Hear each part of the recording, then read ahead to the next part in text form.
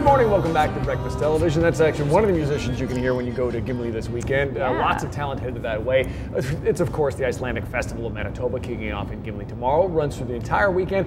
It brings thousands of visitors to the community to celebrate Icelandic culture. And right now we have a lesson in Icelandic folklore as BT's Drew Kozub takes us on a tour of a former old-time schoolhouse converted into an office building that hides a mystical secret.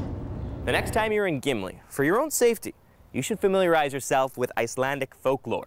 This building behind me is home to two mystical little creatures. They came across from Iceland in the 1800s and now reside in this building. Let's go on a hunt for some Huldofolk.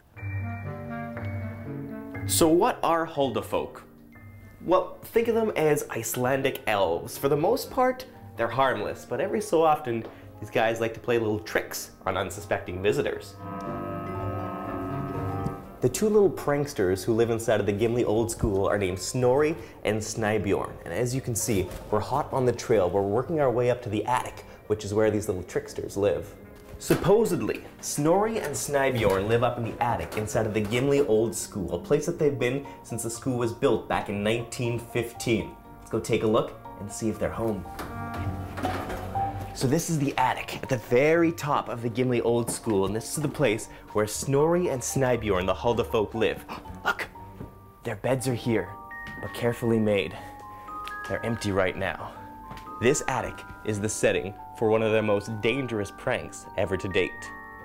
So this is the window where Snorri and Snæbjorn always used to sit and watch as people came in and out of the school, until one day, as the story goes, they noticed a loose brick right outside the window. So the two Huldofolk shoved it as one of the teachers was walking underneath. Everyone was worried that the old school was falling apart, so they ended up abandoning it, leaving Snorri and Snæbjorn all alone. At first, the two Huldofolk were very happy. They had the school to themselves, but then, after years with no company and no one to pull pranks on, they got lonely. So they decided to change their ways. They would behave and let people come back to the school. Now people who are visiting Gimli can stop by the home of the Huldofolk and tour around without worrying about any trouble from the two little elves. So are the Huldofolk fact or fiction? You just have to find out yourself. Stop by the Gimli Old School and take a look and see if you can spot the Huldofolk! Huldofolk!